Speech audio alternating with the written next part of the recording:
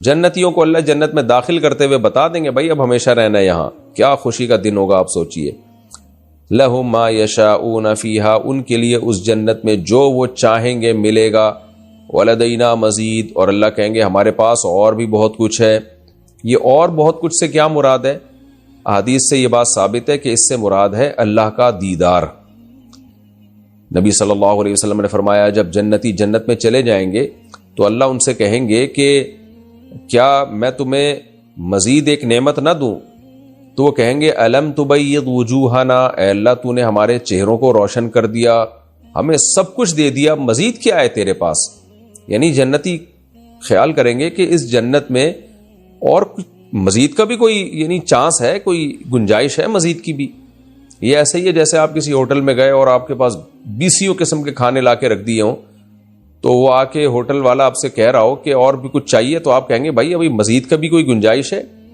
تو جنت میں ہر نعمت دیکھیں گے تو وہ فرشتے اللہ تعالیٰ ان جنتیوں سے کہیں گے مزید بھی تمہیں کچھ چاہیے؟ میرے پاس مزید بھی ہے. وہ کہیں گے بھائی اے اللہ سب کچھ تو مل گیا. پھر اللہ تعالیٰ اپنے اور بندوں کے درمیان حجاب کو ہٹا دیں گے اور لوگ اللہ کی زیارت کریں گے جو جنتی. تو نبی صلی اللہ علیہ وسلم نے فرمایا اس زیارت میں ایسا محو ہوں گے کہ جنت کی بھی ہر نعمت کو وہ بھول جائیں گے. وَكَمْ أَهْلَكْنَا قَبْلَهُمْ مِنْ قَرْنٍ، اللہ فرماتے ہیں کتنی ہی بستیاں ان سے پہلے ہم نے ہلاک کر دی. ہم اشد منہم بطشا، جو ان سے بھی زیادہ پکڑ میں سخت تھیں، بڑی طاقتور قومیں تھیں. یہ تو ان کی عسکری قوت تھی. فَنَقَّبُوا فِي الْبِلَادِ، اب ان کی معاشی قوت کیا تھی؟ وہ گھس گئے تھے شہروں میں، یعنی ترقی کرتے کرتے سفر تجارت کے شہروں میں گھس گئے تھے. یعنی بہت سارے شہروں میں ان کے سفر تھے، تجارتی سفر. لیکن کیا ہوا؟ حل من محیص، کیا ہوا کوئی بچانے والا، کوئی پناہ گاہ؟ محیص کا مطلب پناہ گاہ. کوئی ملی ان کو پناہ گاہ؟ تھی کوئی پناہ گاہ؟ تو تجارت کرتے تھے دنیا میں، دوسرے ملکوں میں جا کے ارب پتی بن گئے تھے، تو کیا کوئی پناہ ملی ان کو؟ ان فی ذلک لذکری، بے شک اس بات میں نصیحت ہے، لمن کان لہ قلب، ہر اس شخص کے لیے جس کے سینے میں دل ہو. او القى السمع، یا اس نے اپنی سماعت کو ہمارے سامنے ڈال دیا، وہو شہید، اور وہ حاضر بھی ہو، نہیں دل سے حاضر ہو. میں نے ترجمے میں اس کی تفسیر یہ بتائی تھی کہ یہ او جو ہے یہاں بل کے معنی میں ہے، لیکن ایک دوسری تفسیر ہے جس کو حضرت حکیم الامہ نے اختیار کیا ہے، مولانا شریف تھانوی رحمہ اللہ نے. وہ تفسیر کیا ہے کہ لمن کان لہ قلب، کہ ان باتوں میں یعنی قرآن میں یا سورہ قاف میں جو آیتیں اللہ نے بیان کی ہیں ان میں نصیحت ہے. لمن کان لہ قلب، ہر اس شخص کے لیے جس کے سینے میں دل ہے، یا دل نہ بھی ہو، یعنی دل کا مطلب دل کی مکمل توجہ نہ بھی ہو تو کم از کم اتنا کر لے کہ اپنی سماعت کو ہماری طرف متوجہ کر لے اور دل کو حاضر رکھنے کی کوشش کرے. یعنی مکمل دل سے بھی نہ سنے، نہ صرف اوپر اوپر سے آیتیں سن لے تھوڑی سی توجہ کے ساتھ تو بھی اثر کر جائیں گی یہ آیتیں اس کے اوپر. یعنی ان آیتوں میں اتنی طاقت ہے. جو بالکل ہی ضدی ہٹ دھرم ہے، جن کے سینوں پہ دلوں پہ مہر لگ چکی ہے، ان پر اثر نہیں ہوگا، یعنی ان پر ہماری آیتوں کا اثر نہیں ہوگا. جو تھوڑی بھی توجہ کے ساتھ سن رہا ہے اور اس کے دل میں عناد نہیں ہے، یعنی وہ اس نے یہ تہیہ نہیں کر رکھا کہ میں نے اللہ پر ایمان ہی نہیں لانا ہے، تو ایسے شخص کو بھی نصیحت اثر کرے گی جو تھوڑی سی توجہ دے. یعنی جس کے لمن کان لہ قلب کا مطلب جس کے سینے میں دل ہے. دل تو ہر ایک کے سینے میں ہوتا ہے، یہ کنایا ہے کہ جو مکمل دل کے ساتھ سنے اس پر بھی اثر ہوگا، اور جو مکمل دل کے ساتھ نہ بھی سنے بس وہ ہماری محفل میں حاضر ہو، تھوڑا سا دل متوجہ کرے اور سماعت کو ہماری طرف ڈال دے. یعنی کانوں سے آیتیں گزر بھی جائیں تو بھی اثر کر جاتی ہیں. ایسے ہی ہے بہت سے حضرات اسی طرح مسلمان ہوئے کہ کہیں سے گزر رہے تھے اور نبی صلی اللہ علیہ وسلم کی تلاوت ان کے کان میں پڑی تو ایک دم ٹھہر گئے وہ، اور ایسا متاثر ہوئے. تو چلتی پھرتی بھی نصیحت بہت دفعہ اثر کر جاتی ہے. تو اللہ کہتے ہیں ہماری آیتوں میں طاقت ہے. تو اس سے مراد یہ ہے کہ جن لوگوں پر ہماری آیتوں کا اثر نہیں ہو رہا وہ انتہائی درجے کے ضدی اور انتہائی درجے کے ہٹ دھرم ہیں. وہ فیصلہ کر کے بیٹھے ہوئے ہیں کہ ہم نے ہدایت حاصل نہیں کرنی ہے. وَلَقَدْ خَلَقْنَا السَّمَاوَاتِ وَالْأَرْضَ وَمَا بَيْنَهُمَا فِي 6 أَيَّامٍ. اب جس مضمون سے اللہ نے ان آیتوں کو شروع کیا تھا نا سورہ قاف کو، کہ ہم مردوں کو دوبارہ زندہ کریں گے، اسی مضمون پہ اللہ ختم کر رہے ہیں. کہ ہماری طاقت یہ ہے کہ ہم نے آسمانوں اور زمینوں کو اور آسمان اور زمین کے درمیان جو کچھ ہے سب کو 6 دنوں میں پیدا کیا ہے. 6 دنوں کی تفصیل میں پہلے کئی دفعہ بتا چکا ہوں. وما مسنا من لغوب، اور ہمیں تھکاوٹ نے ذرا بھی نہیں چھوا. پس اے نبی اس سے صاف پتہ چلتا ہے کہ اللہ کی قدرت ثابت ہو گئی، اللہ بہت طاقتور ہے. تو اب آپ کو ان کی باتوں پہ غم نہیں ہونا چاہیے. جب اللہ طاقتور ہے وہ مردوں کو زندہ بھی کر دے گا، آپ کی مدد بھی کرے گا. لہذا ان کی جو بیہودہ باتیں ہیں نا جس سے سورہ قاف کو ہم نے شروع کیا تھا، وہ کہتے تھے کہ اللہ نے ہم میں سے کیسے کسی کو پیغمبر بنا لیا اور اللہ دوبارہ مردوں کو کیسے زندہ کرے گا. تو فصبر، آپ ان کی باتوں پہ صبر کیجئے. ما یقولون، جو کچھ یہ کہہ رہے اس پہ صبر کیجئے. لیکن صبر ملتا ہے عبادت سے، نماز سے، تسبیحات سے. تو اس کے لیے کیا کرنا ہے؟ وَسَبِّحْ بِحَمْدِ رَبِّكَ، اپنے رب کی پاکی کے ساتھ، اپنے رب کی تعریف کے ساتھ اس کی تسبیح بیان کرنی ہے. قبل طلوع الشمس وقبل الغروب، طلوع شمس سے پہلے بھی اور غروب شمس سے پہلے بھی. اس میں فجر کی نماز بھی آ گئی، عصر کی نماز بھی آ گئی. یعنی مطلق تسبیح مراد ہے، لیکن اس میں نمازیں بھی خود بخود داخل ہیں. وَمِنَ اللَّيْلِ، رات کے حصوں میں بھی اللہ کی عبادت کیجیے. فَسَبِّحْ، اس کی تسبیح بیان کیجیے.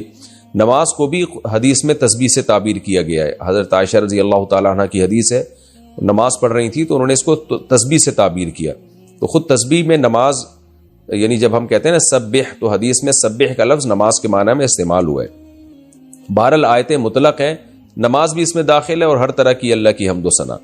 وَأَدْبَارَ السُّجُودِ، اور سجدوں کے بعد بھی، یعنی نماز کے بعد بھی اللہ کی حمد و ثنا کیجیے.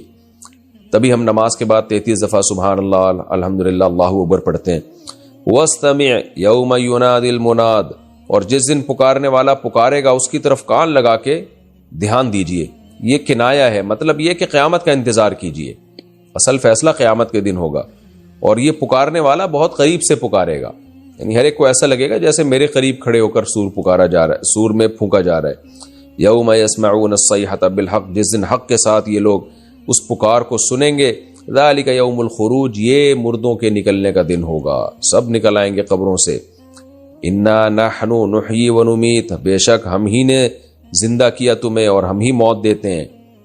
وإلینا المصیر، اور ہماری ہی طرف لوٹ کر آنا ہے. یعنی ہم نے جب زندہ کر لیا، اس پہ تمہیں تعجب نہیں ہو رہا کہ ہم پیدا کیسے ہو گئے. پھر ہم تمہیں موت دے دیتے ہیں، اس پہ تعجب نہیں ہو رہا. تعجب ہو رہا ہے کہ ہماری طرف لوٹ کے کیسے آؤ گے. اس لیے اللہ نے فرمایا 2 پروسیس تو دیکھ لیے. وإلینا المصیر، لوٹ کے ہماری طرف آنا ہے، یہ بھی دیکھ لو گے. یہ کب ہوگا؟ یوم تشقق الارض عنہم سراعا، جس دن زمین ان سے پھٹے گی اس طرح کہ یہ دوڑ رہے ہوں گے میدان حشر کی طرف. ذالک حشر، یہ ایک حشر ہوگا، ان لوگوں کو جمع کرنا ہوگا. اور یہ علینا یسیر، ہم پہ بہت آسان ہے. یہ حشر جو ہے یہ ہم پہ بہت آسان ہے. نحن اعلم بما یقولون، نبی کو تسلی دی جا رہی ہے آخری آیت میں. اے نبی ہم خوب جانتے ہیں ان باتوں کو جو یہ کر رہے ہیں، یہ جو اعتراضات کر رہے ہیں ہم خوب جانتے ہیں. وما انت علیہم بجبار، اور آپ ان پر جبار نہیں ہیں، یعنی زبردستی نہیں کر سکتے آپ. تو نبی کو بھی تسلی ہے کہ آپ کا کام پیغام پہنچانا ہے، بس آپ پہنچاتے رہیے. وہ پیغام کیا ہے؟ فذکر بالقرآن، آپ قرآن کے ذریعے نصیحت کیجیے. من، ہر اس شخص کو، یخاف وعید، جو میری وعید سے ڈرتا ہے. ہمارے شیخ حضرت مفتی رشید احمد صاحب رحمہ اللہ تعالیٰ کے پاس جو قرآن تھا اس پر یہ آیت لکھی ہوئی تھی، فذکر بالقرآن من یخاف وعید. حضرت فرماتے تھے قرآن مجید کے ٹائٹل پہ نا یہ مجھے سب سے زیادہ جو آیت پسند ہے، یعنی جو حضرت کی خواہش تھی کہ قرآن کے ٹائٹل پہ جو آیت ہونی چاہیے وہ یہ ہونی چاہیے، فذکر بالقرآن من یخاف وعید. یعنی ایسے قرآن پہ باہر لکھا ہوا ہونا چاہیے تاکہ جب ہم قرآن کی تلاوت شروع کریں تو ہمیں پتہ چل جائے کہ بھائی اس سے اللہ نے کہہ دیا کہ ڈرائیں اس شخص کو، نصیحت کیجیے اس شخص کو جو میری وعید سے ڈرتا ہے. تو ڈرنے والے لوگوں پر اثر ہوگا اور جن کے دل سخت ہو چکے ہیں ان پر قرآن کا کوئی اثر نہیں ہوتا. خیر، کسی نے پوچھا ہے میری 42,000 روپے تنخواہ ہے، ساری تنخواہ گھر کی ضروریات میں خرچ ہو جاتی ہے، کیا میں کسی کو زکوٰۃ دے سکتا ہوں؟ رہنمائی فرمائیے. بھائی جب 42,000 روپے تنخواہ ہے اور تنخواہ گھر میں خرچ ہو جاتی ہے تو آپ پہ زکوٰۃ واجب نہیں ہے، لازم نہیں ہے. دینا چاہیں تو نفلی صدقے کا ثواب ملے گا آپ کو، بہت اچھی بات ہے، لیکن پہلے اپنے گھر والوں کی فکر کریں. ایسا نہ 42,000 روپے آپ نے پکڑا دیے تو پھر کل دوسروں سے زکوٰۃ مانگتے پھر رہے ہو، یہ نہیں ہونا چاہیے. آسمہ صاحبہ انڈیا سے، اگر شوہر ظلم کرے اور بدنام کرے تو کیا اس پر پولیس کیس کر سکتے ہیں؟ ظلم کی نوعیت کیا ہے؟ تھوڑی بہت اونچ نیچ ہر گھر میں ہوتی ہے. کبھی بیوی کی طرف سے حقوق میں کوتاہی ہوتی ہے, کبھی شوہر کی طرف سے.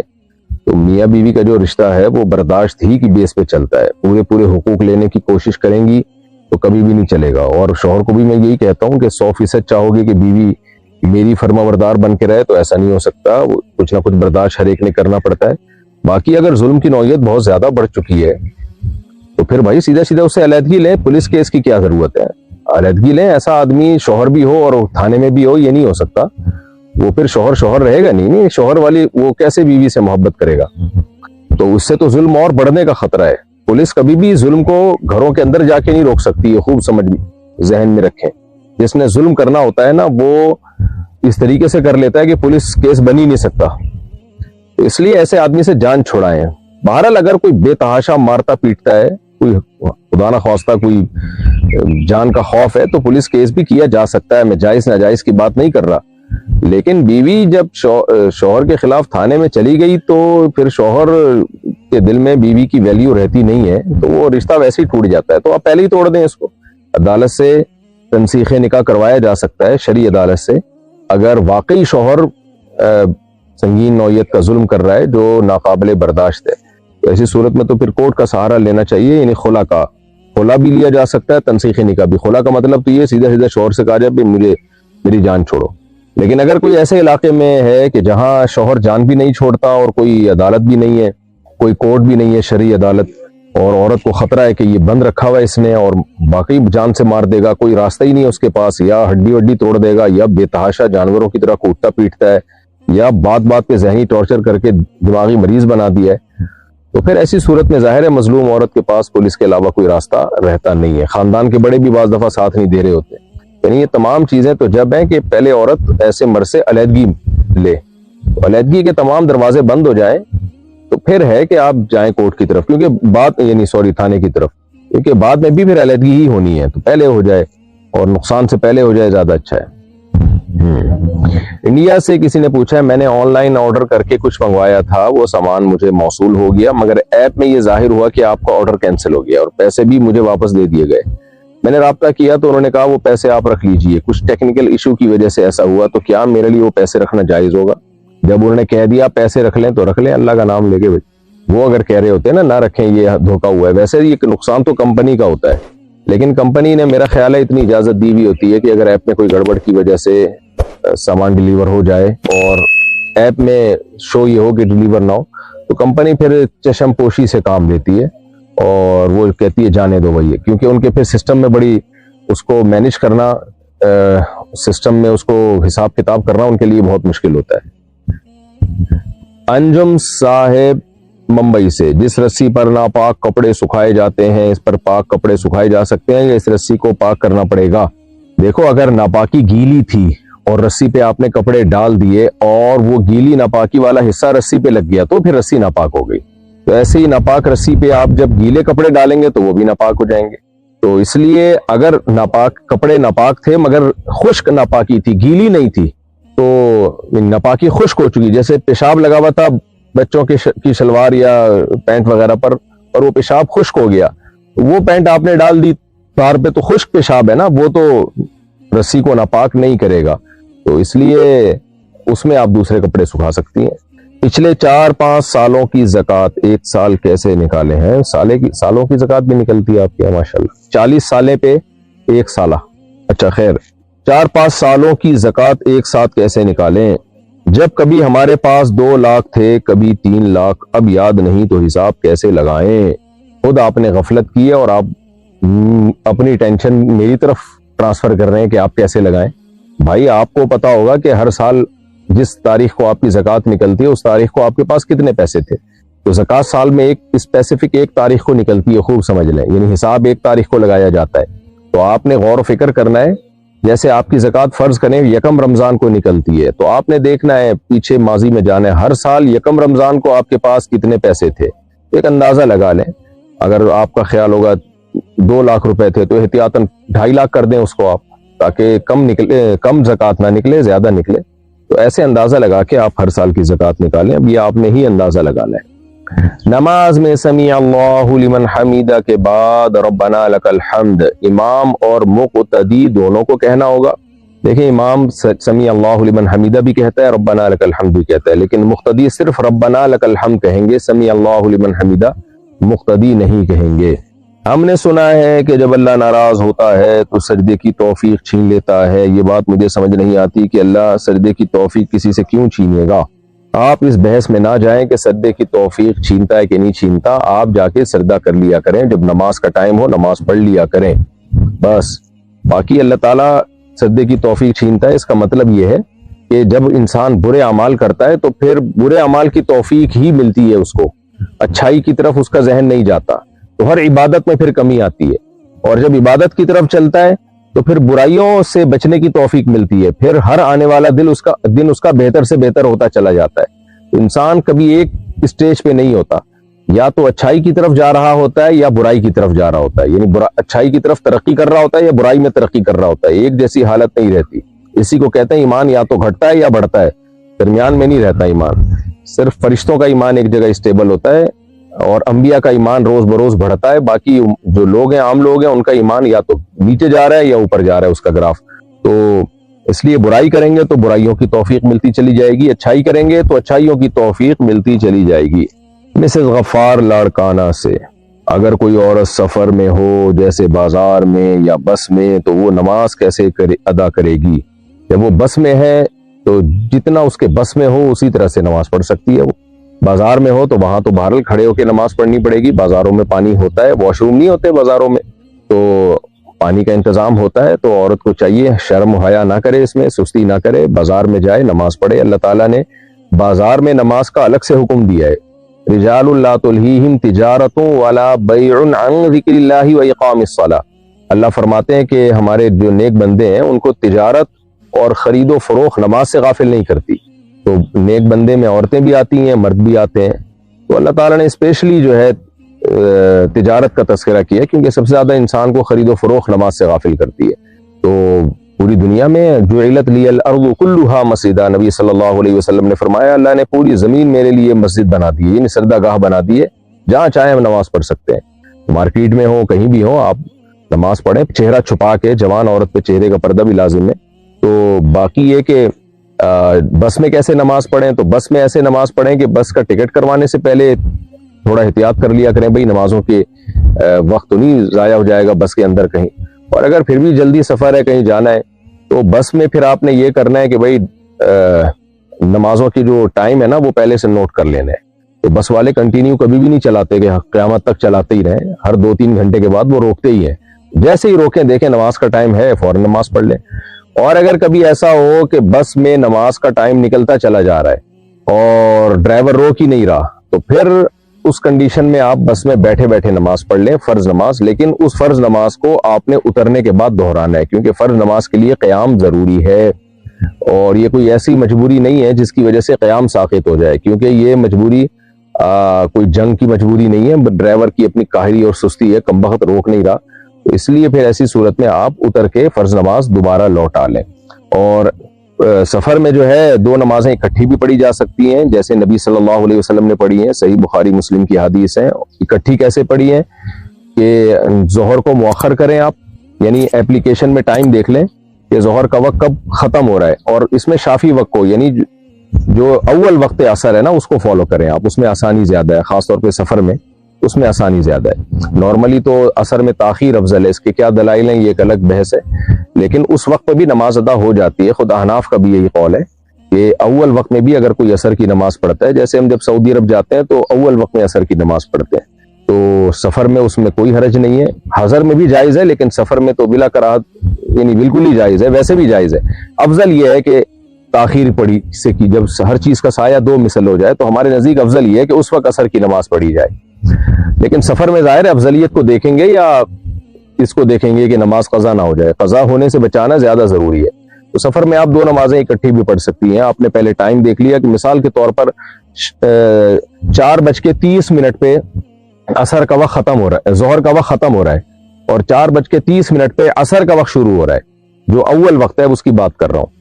تو آپ نے کیا کرنا ہے، وضو وغیرہ کر کے 4:25 پہ آپ نے نیت باندھی یا 4:20 پہ آپ نے نیت باندھی عصر کی، عصر پڑھ لی، 2 رکعت عصر ہوتی ہے، وہ 4:25 پہ بھی 2 رکعت آسانی سے ادا ہو جاتی ہے۔ 4:25 پہ آپ نے نیت باندھی، 2 رکعت پڑھی عصر، اور تھوڑا سا 1 آدھ منٹ ٹھہری، اور جیسے ہی ظہر کا وقت داخل ہوا اسی وضو سے اسی وقت بیٹھے بیٹھے آپ نے 2 رکعت عصر کا وقت جیسے ہی داخل ہوا آپ نے عصر بھی پڑھ لی۔